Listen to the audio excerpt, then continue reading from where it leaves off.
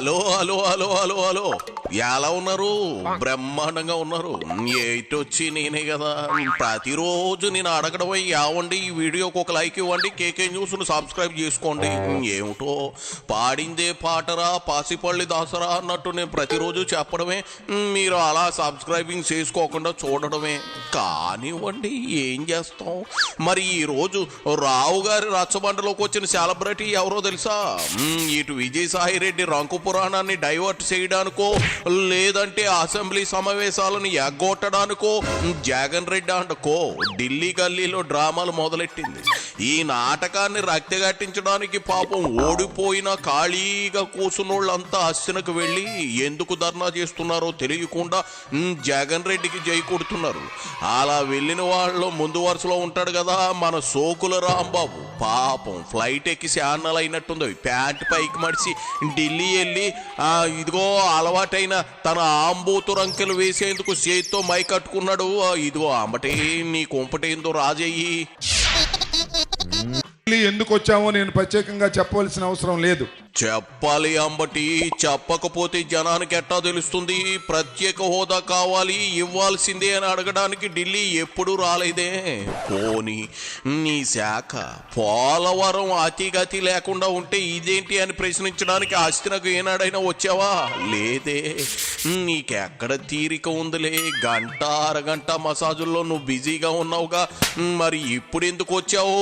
ఓహో, రాజధాని అమరావతి ఏర్పాటుకి 15,000 కోట్లు కేంద్రం గ్రాంట్గా ఇచ్చిందని, వెనకబడ్డ జిల్లాల అభివృద్ధికి ప్రత్యేక నిధులు ఇచ్చిందని, ఇదంతా ఎన్డీఏ కూటమి విజయం అని తెలిసి కొంపదీసి మోడీని అభినందించాలని వచ్చావా? ఏటి కర్మ.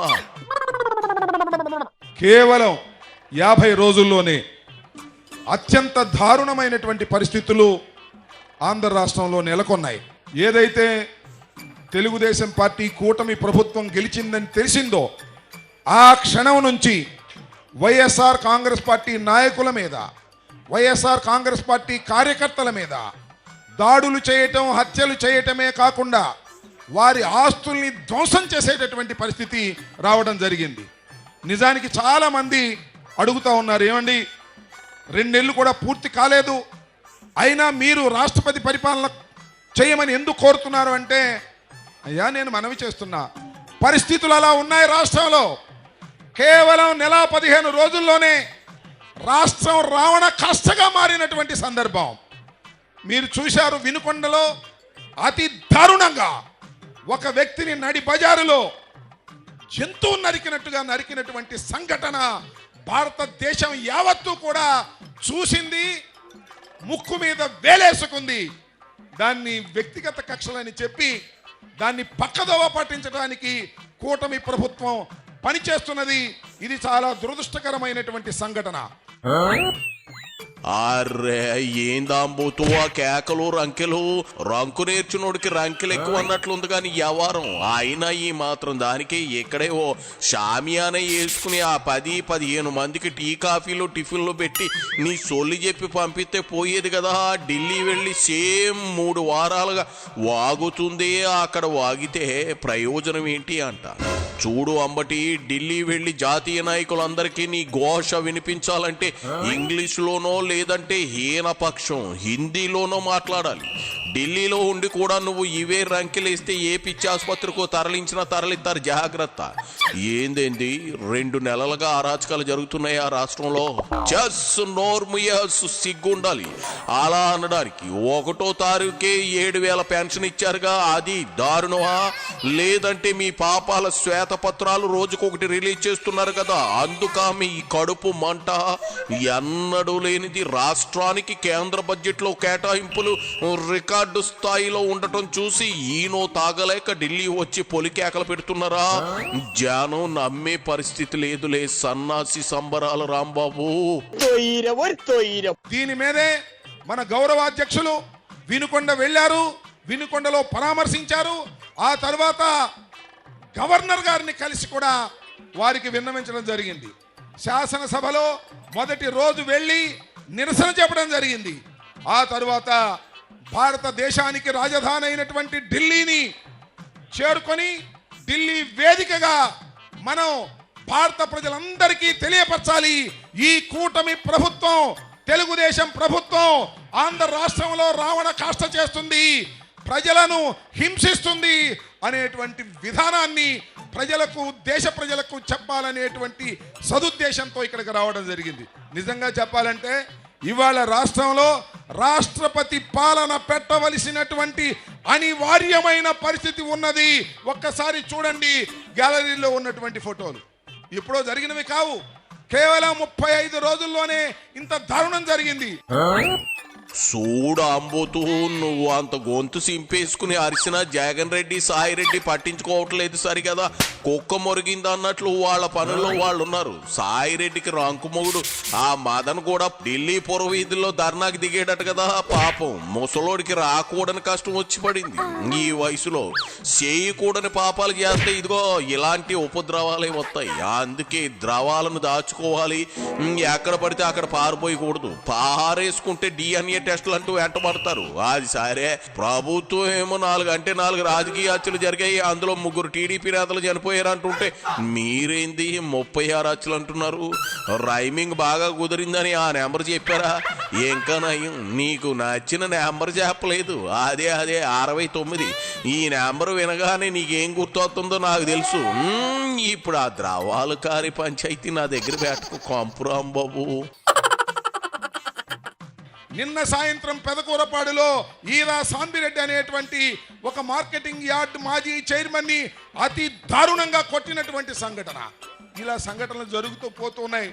కార్యకర్తలకు అండగా ఉండాల్సినటువంటి అవసరం ఉన్నది.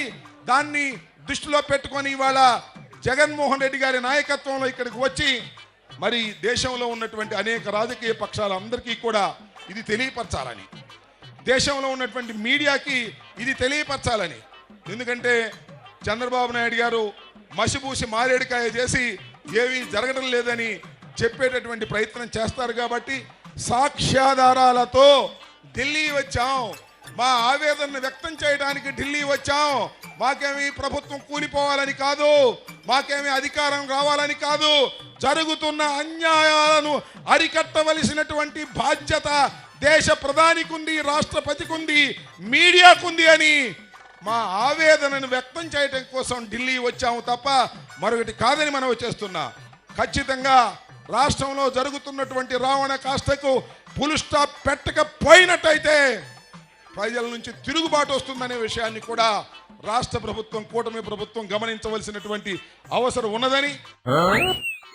అది సరే గాని ఇదిగో ఆంబోతు, నీ ఫ్యాన్స్ అదే ఆ 3x3 ఛానల్ రిపోర్టర్ ఏంటి మీ వైసీపీ వాళ్ళతో కలిసి కూర్చుంది, కొంచెం జూమ్ చేయవయ్యా అని వినితూ జూమ్ చేయి. కాదని మనం వచ్చేస్తున్నా.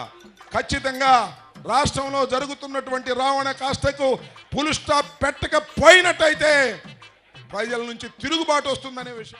అందుకదు మీ బులుగు ఛానల్స్ అనేది. ఆ బులుగు ఛానల్స్ వాళ్ళని మీ కొడాలి బండి మీద తిప్పుతాడు, మీరేమో ఢిల్లీలో మీ మీటింగ్లో కూర్చోబెడతారు.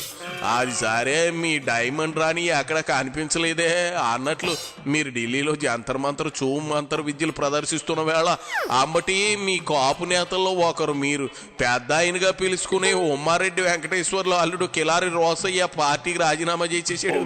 అదేనయ్యా మీ పొన్నూరు మాజీ ఎమ్మెల్యే. మీరెట్టా ఊళ్ళు అట్టుకుని తిరుగుతూ ఉంటే మీ వాళ్ళు ఒక్కొక్కరుగా సాలగా జారుకుంటున్నారు. ముందెళ్ళి ఇదిగో పార్టీని కాపాడుకోండి, జెండా పీకేసే సమయం ఆసనం అయిపోయింది. మరి ఈ రోజున జగన్మోహన్ రెడ్డి గారు నిజానికి బెంగళూరులో ఉన్నారు. మొన్న వారం రోజులు బెంగళూరు వెళ్ళాలని బెంగళూరు వెళ్ళారు. వినుకొండలో జరిగినటువంటి సంఘటన తెలుసుకొని హుటాహుటిన బయలుదేరి వచ్చి మరుసటి రోజునే వినుకొండ వెళ్ళి ఆ కుటుంబాన్ని పరామర్శించినటువంటి సందర్భాన్ని కూడా మనవి చేస్తూ, ఇదందరికీ కూడా మీరు గమనించాలి వాస్తవాలని తెలియపరుస్తూ, నేను నా తొలి ఊరిని జస్ట్ ఇంట్రడక్షన్ కోసం మాట్లాడినటువంటి మాటలు తప్ప మరొకటి కాదని కూడా ఈ సందర్భంగా మనవి చేస్తూ సెలవు తీసుకుంటున్నా. కోసంత లేటుగా అయినా మంచి నిర్ణయం తీసుకున్నావు, సెలవు తీసుకో. పర్మనెంట్ గా జనం ఇంటికి పంపారు కదా, నీ బాధ ఏంటి? జగన్ బెంగళూరులో ఎంజాయ్ చేయకుండా వచ్చేసాడనా? నిన్ను డోకలో దాన్ని డిక్కీలో దొంగబెట్ట అమ్మటి ఏం వాగుతున్నావో అర్థం అవుతా ఉందా? అయినా అసెంబ్లీ సమావేశాలు ఉంటే పులివెందుల ఎమ్మెల్యే మాజీ సీఎం అయి ఉండి బెంగళూరులో వారాలకు వారాలు గడపడానికి పోవడం ఏంటి? నువ్వు జగన్కి భజన చేసేస్తున్నానని ప్రేమలో సైకోరెడ్డిని అడ్డంగా ఇరికించి బుక్ చేసేస్తున్నావు. నీకు సాల్లే అంబటి సెలవు తీసుకో. వచ్చిన 10 మందికి కూడా నీ రంకెలకి చెవుల్లోంచి బ్లడ్ వచ్చేస్తా ఉందట. పోవయ్యా.